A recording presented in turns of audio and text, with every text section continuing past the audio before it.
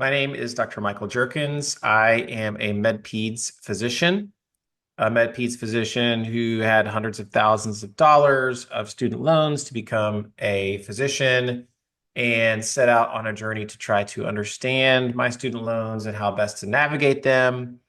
I will make full disclosure. I am not a financial planner. I am not a certified student loan planner, which is a designation you should look out for because they're great, CSLP. But I am a physician who went through this process and now founding this company, Panacea, has helped lots of doctors, residents, fellows, students, dental students, medical, everybody in that's becoming a physician, dentist, or vet with their student loans. So happy to join you guys tonight. And we will try to answer everyone's questions as much as we possibly can. But we will also, if we don't answer your question tonight, make sure we follow up and get your questions answered. So with that being said, I also want to present or introduce Tal Frank, who's going to be joining us today. Tal, I don't know if you want to say a word or two about yourself. Hello, good evening, everybody. Uh, looking forward to this session. I've spent almost the last 30 years in the space of lending to graduating med students, residents, and physicians, and happy to share any information and expertise that I can with you. Excellent. All right, well, let's dive right in. I do want to kind of cater our conversation tonight to you guys. And so, with that being said, would love if you could. We're going to answer, if you could, a poll that's going to be on your screen. The first is your stage. Where are you in your journey of becoming a doctor? Are you in school? Are you a resident or fellow? Are you in practice? Are you accepted but not started yet? Let us know so we can try to cater our message to you. And then if you feel comfortable sharing your federal student loan balance with us, and that will also help us navigate some of these conversations that we will be having tonight. So I'll give you another few seconds and then we'll close out the poll. We have 37 of the 53 that participated. So I challenged the other 15 of you. Now 38. It's amazing. So we only need another 13 to bat 100%. This is going to be great. Um, so it looks like most of our audience is we have some students and some that are about to enter their journey. Amazing. And then about 80% or so look to be in residency or beyond. And about 80% or so at least have $100,000, if not more. So this is very helpful. Thank you guys who were willing to answer. So um, we'll share these results out so you guys can kind of see. But thank you guys for that. Full disclosure, when I graduated medical school, my loan balance was around $250,000. I was in the pay as you earn plan and also in PSLF. And then by the time I was done with my residency, which was a 4-year residency, I had around $315,000 of my student loan balance. So I had lots of questions. I wanted to make sure I was doing things right. And a lot of things have changed in the last year. So I'm going to share with you this information. I want to emphasize something off the bat, though, full disclosure as well. Do not expect to be a student loan master by the end of this. Our goal is to get you educated enough so that you can continue on your educational journey for how to manage this. This is recorded. You can watch this again. You can email us. You can also go to our blog where we have a lot of this in writing. I would equate it to things you learn. And for me, it was hyponatremia, so low sodium. I didn't understand that the first time I heard the talk, but after the third, fourth, or fifth time, I think I started to get it. So don't beat yourself up if you don't understand everything right off the bat. That is okay. We just want you to continue to progress in your knowledge on this. So things are changing.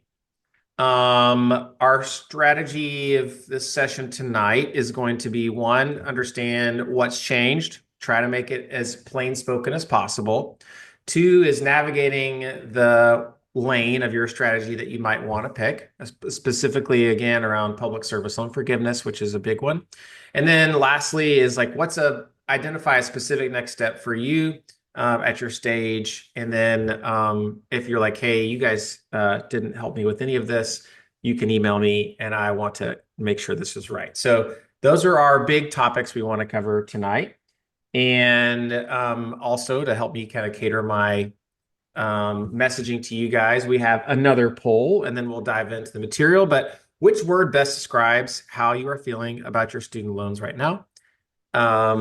You have a few choices: anxious, frustrated, cautiously optimistic, confident, numb. I've stopped looking. That's one that I felt seen, seeing this answer choice. And then confused. I don't know where to start, especially over the last year where headline after headline seems like things are changing constantly. So this is a lot faster poll to get audience participation in. So I'll let you guys think. You might switch between answers. I will say, I see something very interesting I'm excited to share once this is closed. I'll give you another few seconds for those 13 or so that haven't answered. You hit a nerve on this one, Michael. I hit a nerve. Uh, all right. So I'm going to end the poll. We had 50 folks answer. Out of the 50, what percent do you think answered confident? Would be 0%, which is appropriate. It's a tough thing to be confident in when things are changing so much. I think most of us find ourselves frustrated or confused. I will say, silver lining, we had 16% that seemed like they have a plan. That's great. Please share all your knowledge with your peers and your confidence. But my goal is to hopefully by the end of this make you a little more cautiously optimistic and less confused. Maybe not all the way confident, like you've got it handled, but again, that's going to take time. That's okay. All right. So let's dive in. And I want to close that out. And some information. A lot of you know this because you already have student loans, but about 75% of trainees in the medical, dental, and vet space have student debt. The average, as far as the trainees, according to our research for our survey, was around $300,000, and pretty stressed, right? That's exactly what you guys have identified there in um, the previous poll. I don't have to tell you guys this. I experienced it myself, but 53% of trainees in our survey, our 2025 survey, rate financial stress 8 or higher out of 10. And we know from other research that financial stress can lead to burnout, and that affects lots of our decisions and how we practice. So I want to try to alleviate some of that tonight. So let's get right into the changes. So the One Big Beautiful Bill Act was enacted by Congress that affected all sorts of things in the American economy. But one of the things it definitely affected was student loans. And those have Congress made their law, passed the law. And then since then, the Department of Education has refined some of the more complexities and rough edges of it and really is enacted. The changes will be enacted for most of us July 1st, 2026. So what changed? Let's do before July 2026 and then after July 2026. Specifically for medical, dental, and vet students, you have federal student loans that most of us get.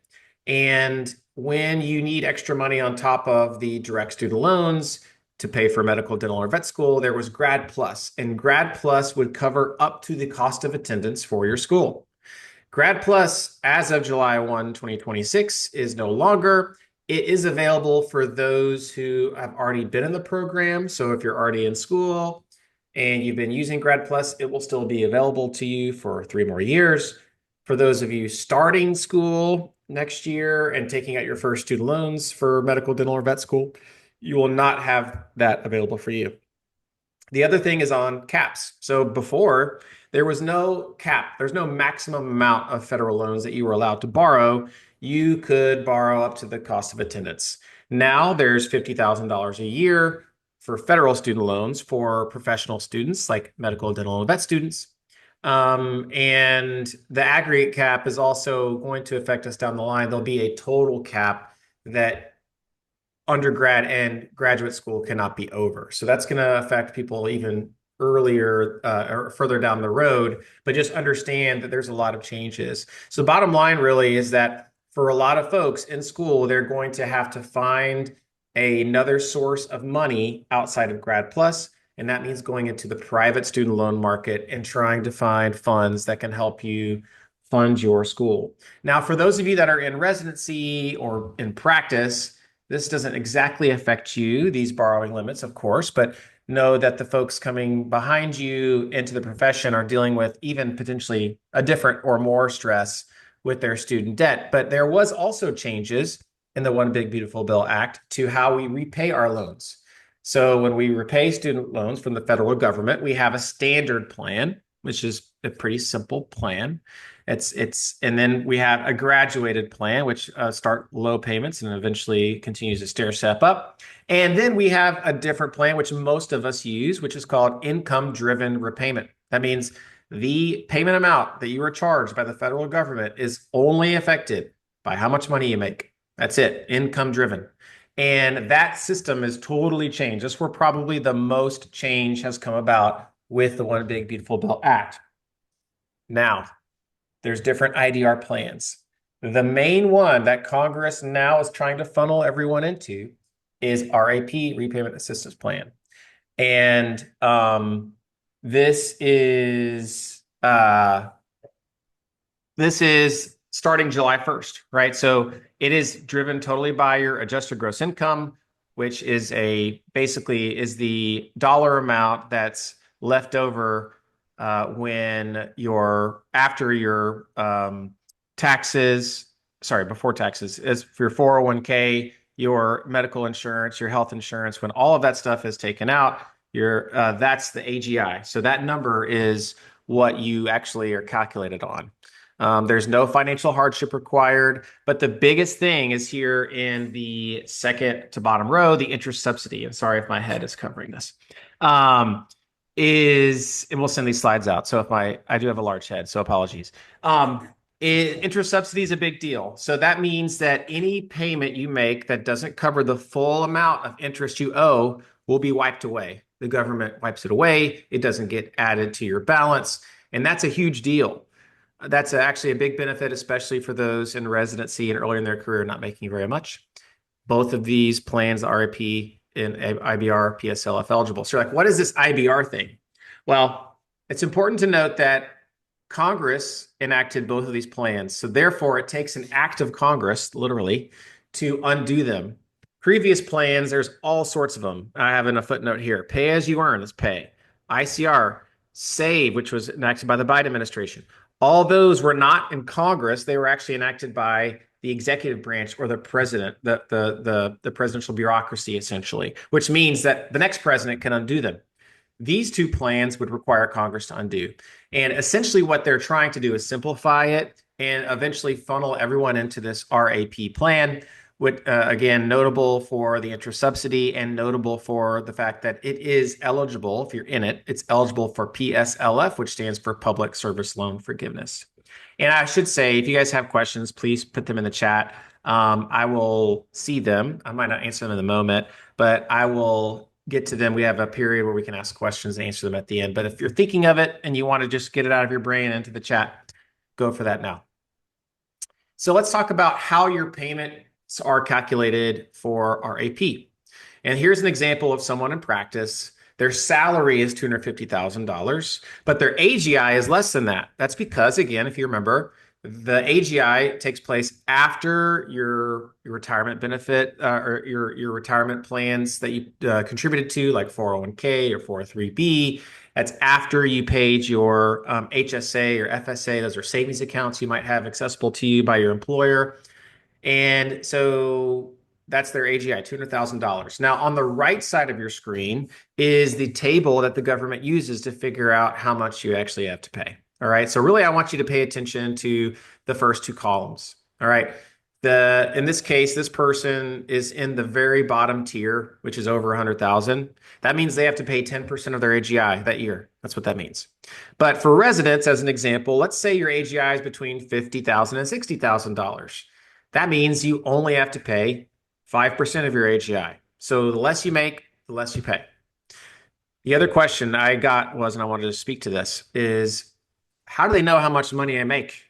Well, you have to turn in your most recent tax returns. And for those of you that are in school, your last tax return was probably making no money, which means you're in the top range, 0 to 10,000.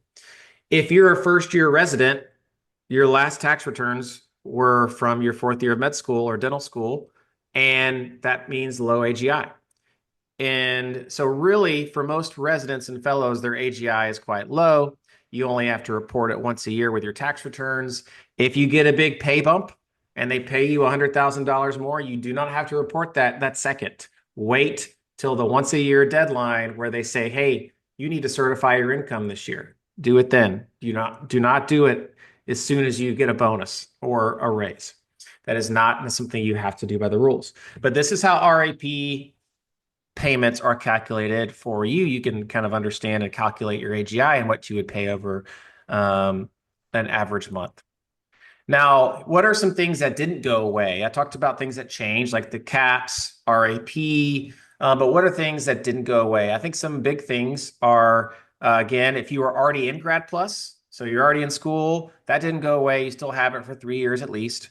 And if you're already in repayment in one of these other plans that got or are getting sunset, like ICR Pay, you can actually switch among those, at least according to the Department of Education right now, until 2028.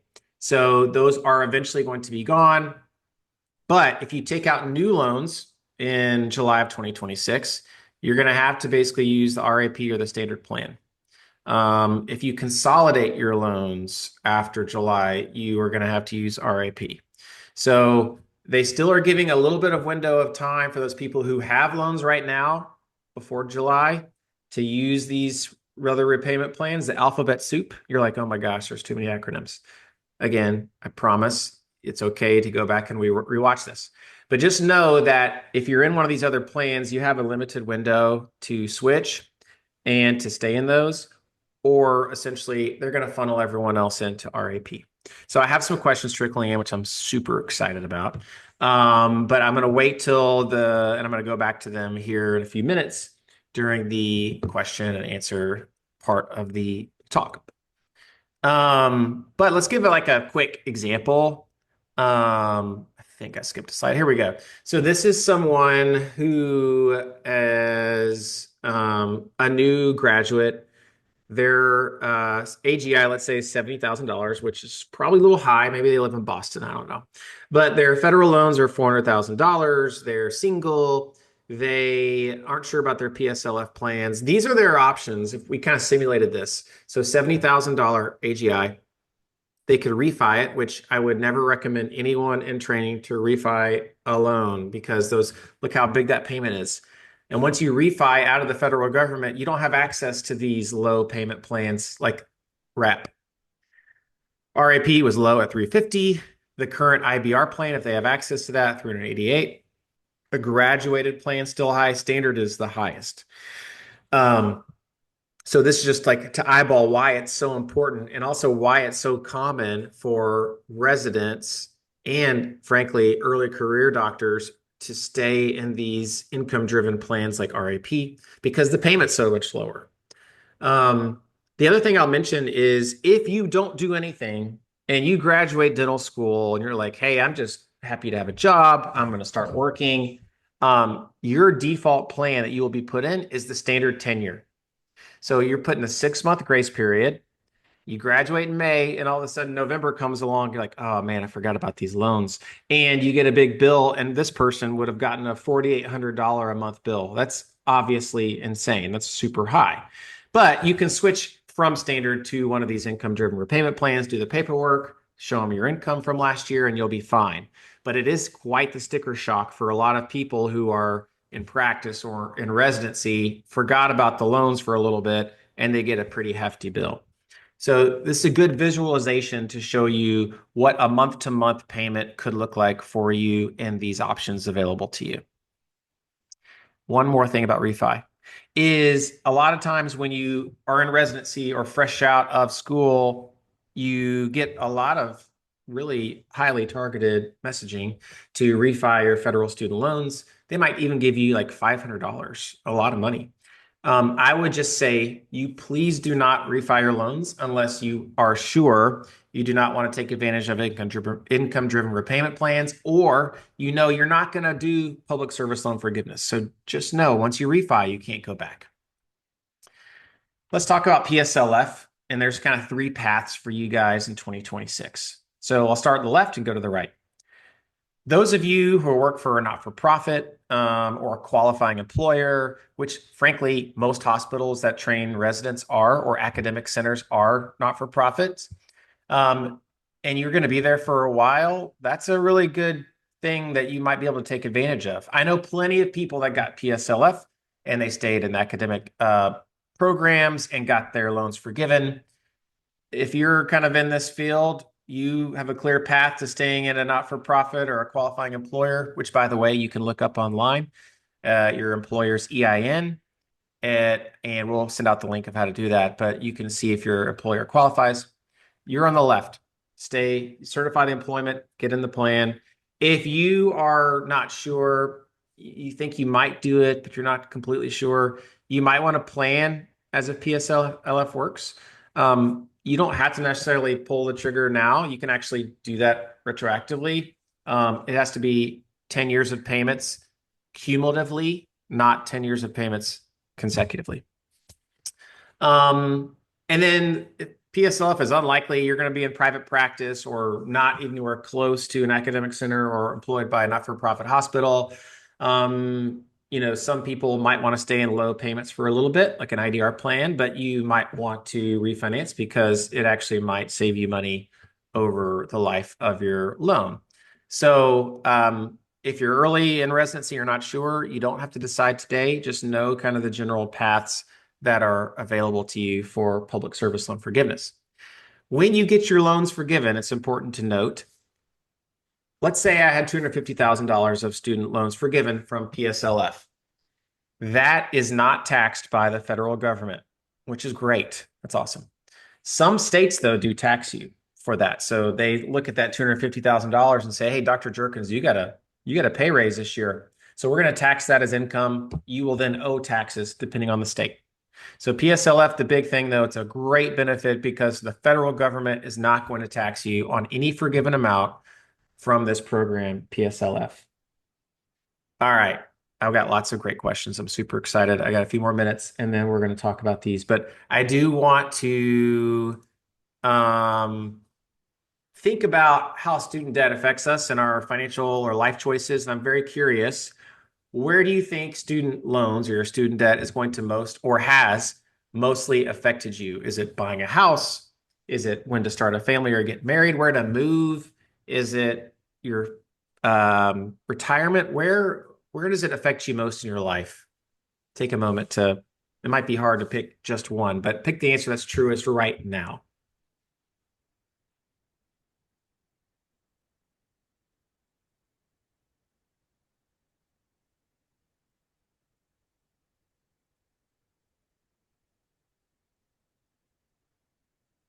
All right, we got a few more people, I think, want to answer. I'm seeing the number slowly tick up, so thank you for sharing anonymously. I know this is a stressful topic. Give folks a few more seconds. And I will end the poll and share it with you guys. Of the participants, 43%, it's affected general financial stability. It's hard to feel financially stable when you don't know how to plan on a very large monthly payment for student loans. I totally get that. It affects where people practice. Makes total sense. especially going back to my last slide where your employer can dictate if you get your loans forgiven or not. That obviously would affect a lot of people's choices.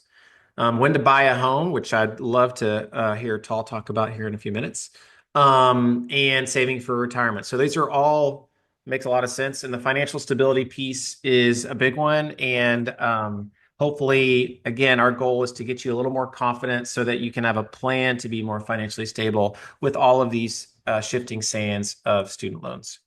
So I have several slides after this that I kind of use if I need it, but I do want to pause and answer some of these questions. So drop a question in the Q&A panel, or I think I mistakenly told you to put them in the chat, so that's my fault as a bad host. But you can answer or ask questions in either one of those, and I'm just going to scroll up to the top, and then I promise you guys, if we don't get to your question, we will make sure you guys get the slides, and we will answer these questions as best we can in writing via email, or we even have an FAQ that we can put together for this. So, first question was about repayment. How is payment amount calculated if both my wife and I file taxes together and both have federal student loans? So, right now, if you file your taxes, married, filed singly, or single, singly, I don't think it's a word, is you only your income will contribute to the AGI number. So that is obviously great in the sense that you would have a lower monthly payment if you filed single, but you give up all sorts of other benefits on the tax side when you do that. And what you would really need to do if you're in a decision of, hey, I don't know if I should file my taxes married single or married jointly because there's gives and takes. That's a great reason to honestly engage with a CPA who can actually run the numbers for you and tell you which way is better because this person might have a lower monthly payment for their student loans, but they might have given up several other benefits that are available to you for um, married filed jointly.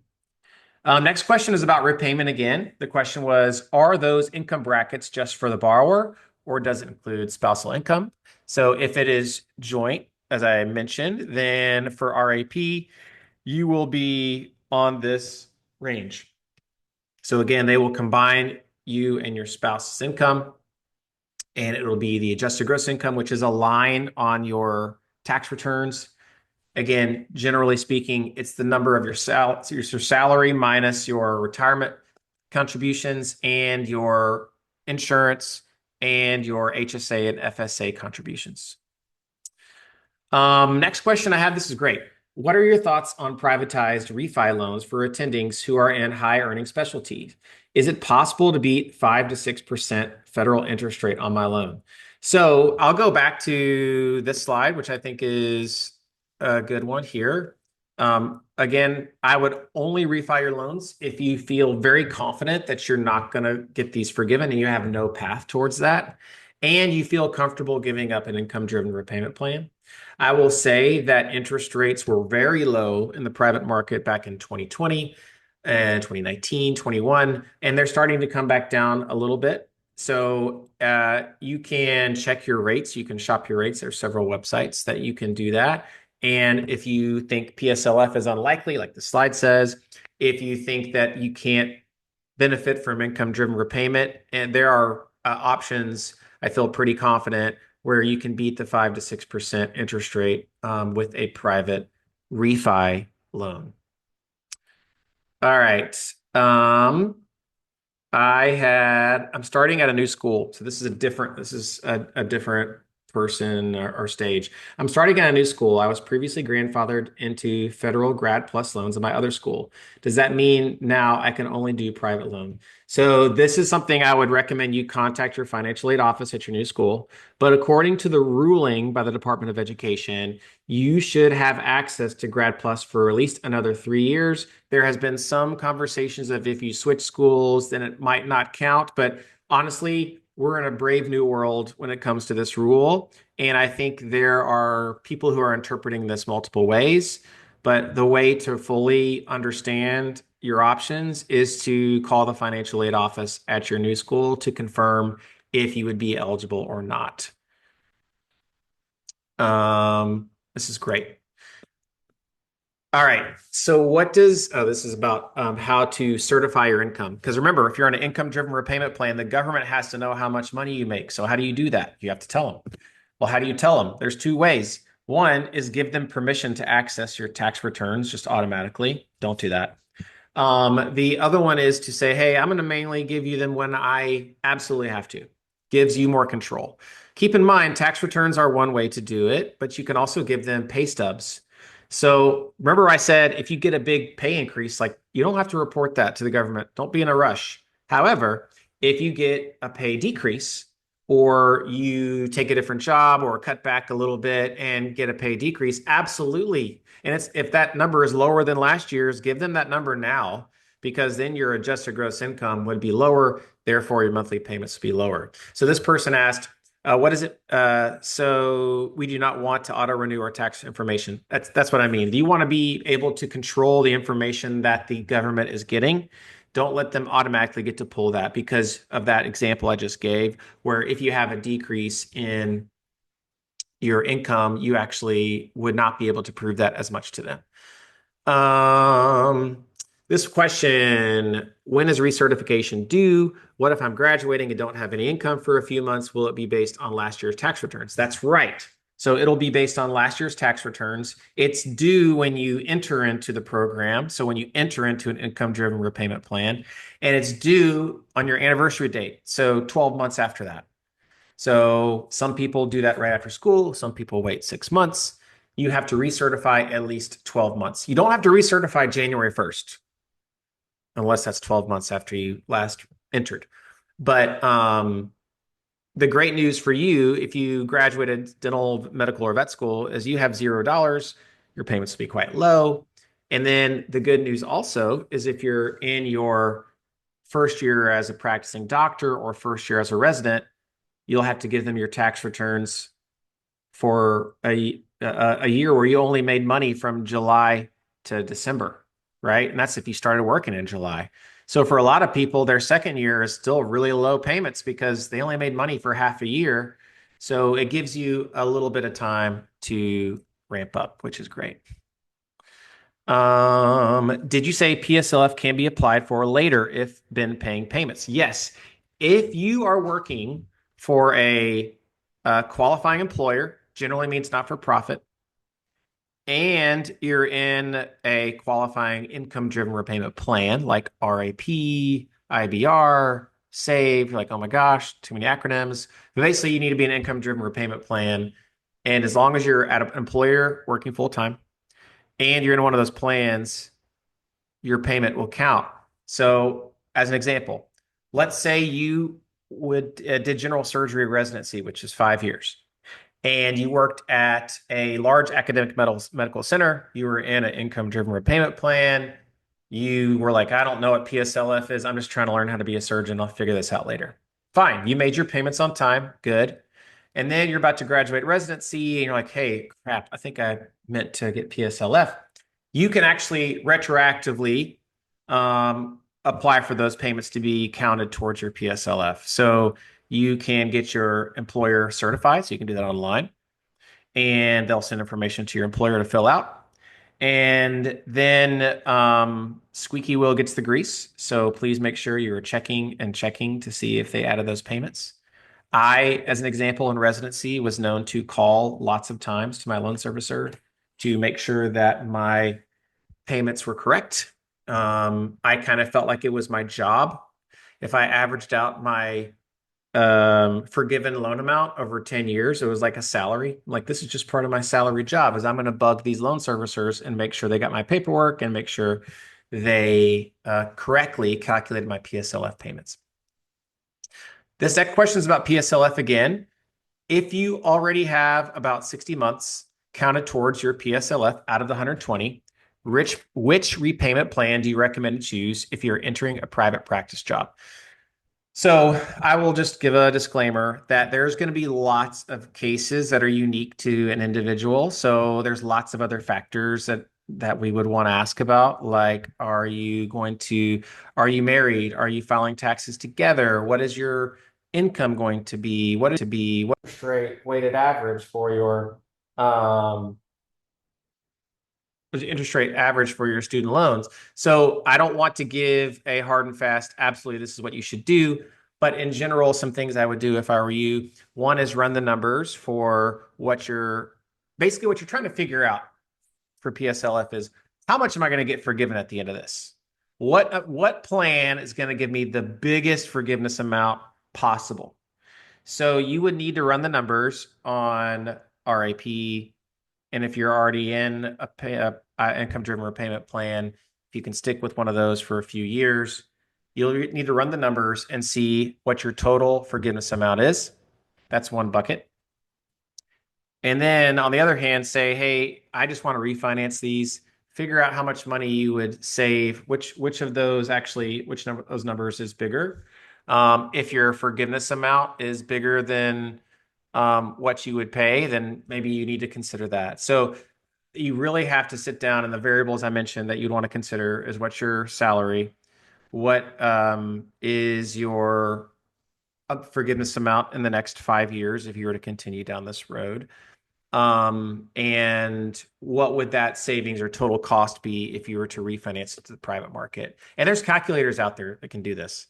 The other thing is if you're like, oh my gosh, this is too complicated. He just talked about like formulas and running sensitivity analysis. This is a great reason why you should find someone who is a CSLP. So Certified Student Loan Planner, CSLP. That is a designation that you have to be trained for and certified in. Find a CSLP that works with residents. There are plenty, and we can give you names that charge a fixed fee. Sometimes they even waive the fee, and they will do an analysis of your loans. They will run through exactly what I just mentioned, which is what is a plan that gives you the most amount of forgiveness, and it really can save you a lot of headaches. The other thing in general, I would say as well as a doctor, I know that lots of people target us a little bit for financial services because we make a lot of money and sometimes we're busy and might not make the best choices. Always ask for references. Say, hey, you work with doctors? Great. Can you give me someone's name? I'd like to call them. Also, quiz the people. Say, hey, you work with doctors. Tell me about PSLF. What is that? How do you navigate that with the residents? You'd be surprised how much you can learn of how comfortable they are with our life cycle as a doctor, just with simple questions. This next question was how do dependents figure in? So the previous payment plans that are being sunset, including pay as you earn, safe, and technically IBR, do factor in dependents and how they factor in what's called discretionary income. It's another formula. And the more dependents you have, essentially the lower your payment is. RIP actually has a little bit of that where you can get up to $50 per dependent, but it's really tricky because it's up to $50 um, if your monthly payment doesn't cover at least $50 of the principal. So if you have a big payment and it's covering at least $50 of the principal, you don't get that $50 benefit. So that's why I say up to $50. Um, Quite frankly, the old payment plans were much better at giving you more affordability for having a larger family. It just isn't factored in the same way, unfortunately, um, for the new plans. Um, Sorry, there's a lot here. This is great. I could talk about this all night. Um, how can a single provider get a mortgage with $500,000 in student debt and lower income due to residency or fellowship? The debt to income ratio is off, and after talking to banks, many do not leave the student loan debt out of their calculations. Tall, would you like to take that answer? Sure. So that's a pretty common question for a graduating med student, resident, early stage physician. And what you want to look for there is something that it'll go by a number of different names, but a physician loan, a doctor home loan or mortgage. Those are, to get kind of the technical term, are what's called portfolio loans. They're not available to the general public, and it will The underwriting is specialized and it treats your student loan and your debt ratio in a specialized way. So it allows a higher debt ratio. So it makes it easier to qualify. It um, sets up your underwriting based on your student loans in such a way that you are able to more easily qualify for the financing that you're looking for. Now, again, there's still going to be limits. It doesn't mean you can go spend an unlimited amount on a home, but it is beyond what you would get if you were doing what's called one of the standard Fannie Mae loans or an FHA loan that you might hear advertised out there. And also, depending on the lender, it allows for lower money down, in some cases, even as little as no money down. So it's less cash out of pocket too. All right, that's great, Tall. Yeah, I had to deal with that as well, getting a doctor loan and residency, and I had my debt load that I mentioned to you. Also, someone's commenting in here. There are credit score minimums for these that generally tend to be higher than some of the other products out there, but it is something worth discussing. This is a good question, and we have a lot on a few other topics that I'm definitely gonna email out about. One is on PSLF buyback, which is kind of a point in time thing that's going on that we can give more information about, and also how to handle switching from one plan to another right now. It's a unique time, so we'll make sure we email that out. But I did want to ask this because this is probably more generalizable, which is would it make more sense to make extra payments rather than defer or make low payments while in residency if on RAP because of the interest subsidy? So, in general, what I would say is for most, this is again, I'm trying not to give hard and fast answers to complex cases that I don't know exactly your financial situation. But for most people, they're going to pay the least amount possible while in residency. And that's because, and this is an example I'll give for RIP. So let's give this as an example. Let's say the second line, your monthly interest payment on this loan you needed was $3,000, but your monthly RAP amount only covers $1,600 of that interest. You got $1,300 of unpaid interest. The government just waives it. So that's an expense that was cleared for you or subsidized by the government. So essentially, what you would do if you're in residency is you're going to have a lot lower monthly payment, right? Because we already went over your AGI is going to be maybe 50, 60, 70,000. So your payment's going to be low. You're going to have a lot of unpaid interest, which means that interest subsidy is going to be high and it's never going to be higher probably because once you start making a lot of money, you're going to be able to cover a lot of this interest.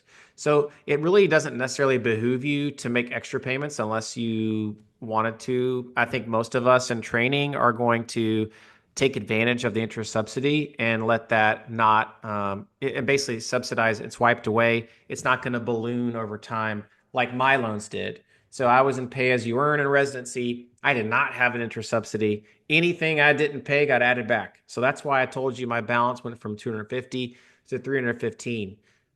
The good news is for you guys in RAP, that will not be the case. So I would take advantage of it if you could. So we are at 7:45 and we wanted to be cognizant of everyone's time.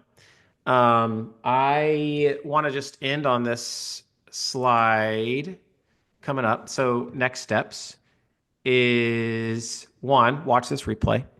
You can fast forward the parts you don't like, but you can watch this replay to remind yourselves of some of these things that have changed about student loans with one big beautiful bill. You can also go to our resource library. We have lots of guides. We have other webinars, calculators, articles. There's a lot of good information there at panaceafinancial.com. You can also go to our podcast and subscribe to that. We cover a lot of these topics as well in medical education, financial education. Or you can email me, michael.jerkins@panaceafinancial.com. I am happy to try to answer your questions. I think, again, like I mentioned, we are going to try to email out a more comprehensive answers to some of these questions that we weren't able to get to tonight. But again, my goal for you guys is don't beat yourself up on mastering this tonight. It's not going to happen. That's okay. You just want to continue to feel more and more confident. It's a journey, and Panacea wants to be on that journey with you. So if you need anything from us, as I already mentioned, I think passively on the screen, we have lots of ways that we help you with reviewing your contract to make sure you got a fair shake from your employer, to helping you with a personal loan, refinance high interest debt if you need to, or frankly, checking and savings account. You can get up to $300 when you open up a checking account. You can refer friends and earn bonus and things there. But we are only here to make doctors' lives better. And these are just a few products that we have that do that. But education really is where it all starts. So if you need more information on any of these products or want to go to our blog, it's panaceafinancial.com, or email me at michael.jerkins@panaceafinancial. So thank you guys for spending your Thursday night with us, and we will see you soon.